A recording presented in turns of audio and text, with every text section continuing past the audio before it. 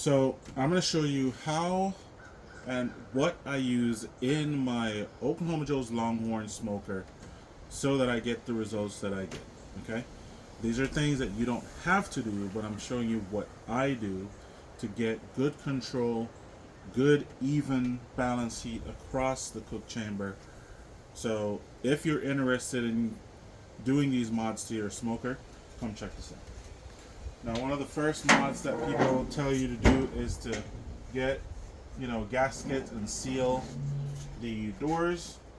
Don't do that. Did it on my last smoker. Total waste of time. Affects nothing. All right, so if you come over closer, my Oklahoma Joe's Longhorn had this lip right here all around the smoker, and I had to remove it from this side right here to be able to put my baffle plate in. What is the baffle plate? This is the baffle plate from Lava, and it comes in two parts. This is a solid baffle plate. This makes sense because this is a reverse flow. What's going to happen is when you put the baffle plate in, the heat and the smoke is going to go underneath, come on the opposite side, and then come back over the top of the meat. So it also helps to even out the temperature left to right in the smoker. When I'm putting it in,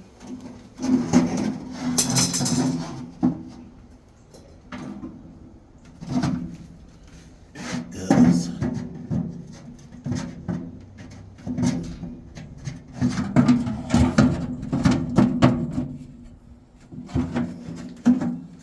So you can see this goes all the way up to the wall of the smoker, so you're not getting a lot of direct heat coming up on this side of the smoker.